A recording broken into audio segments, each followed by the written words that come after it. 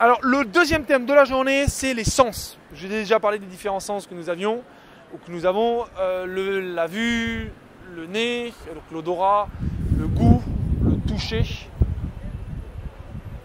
et l'ouïe. Il me semble que j'ai dit les 5. Tous ces capteurs sensoriels nous servent donc, à sentir, à goûter, etc. Mais ils nous servent aussi par la vue. On peut savoir, on peut se géopositionner. Savoir si on est plutôt en hiver ou plutôt en été, avec la lumière du soleil, la hauteur du soleil dans l'atmosphère par exemple. On peut aussi savoir quelle heure dans la journée il est, tu vois, si c'est plutôt le matin ou si c'est plutôt une lumière du soir. Ça peut nous dire aussi quelle période du cycle dans le mois par rapport à le cycle de la lune, où est-ce qu'on en est, comment on se sent intérieurement aussi. Tu vois, les sens, les ressentiments, il y a déjà plus de sens. Vous pouvez regarder cette vidéo-là pour... Il n'y a pas que 5 sens en réalité, il y en a plus. Et donc ça nous permet aussi de comprendre notre état intérieur, comment on se sent à l'intérieur, comment les énergies circulent. Et ces sentiments-là, cette capacité à analyser comment on se sent, ça transparaît.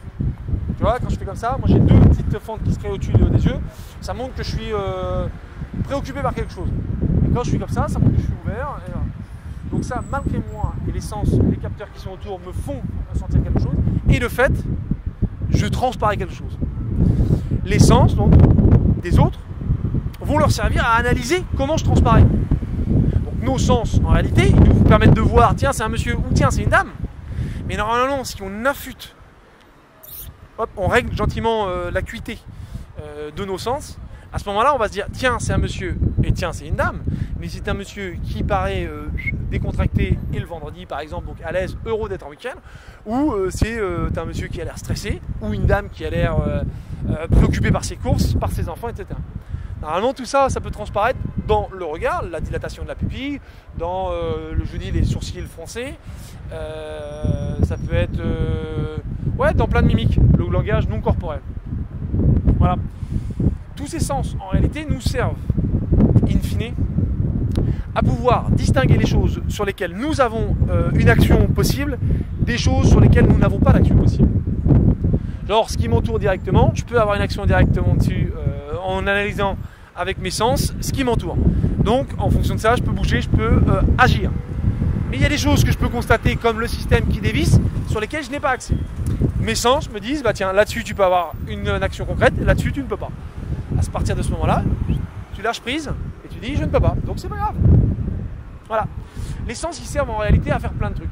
Je vous ai dit tout à l'heure, les jeunes, il faut qu'ils se libèrent, qu'ils comprennent pourquoi le système n'est pas bon et pourquoi il faut qu'ils remettent en question le système. Ben, c'est leur sens qui leur permettent d'analyser, d'observer et donc, en fonction de ça, d'agir. Voilà, un petit thème sur les sens. Si vous avez des questions, c'est une permanence. Donc une permanence, ça veut dire que je suis là tous les vendredis de 8h30 jusqu'à 18h, 19h, 20h. Donc si vous avez des questions, vous venez, hop, on les brief. Et là, on fait tout ce qu'il faut. On va faire de la philo, de la géo. Je donne des cours. Si vous voulez, vous passez comme si vous étiez en cours. Bon allez, je vous retrouve donc juste après pour le 3e thème. C'est la pseudo-religion, donc j'espère que ça va vous intéresser. Et là, on arrive sur des trucs un peu solides, un peu sympas. Allez, tchou!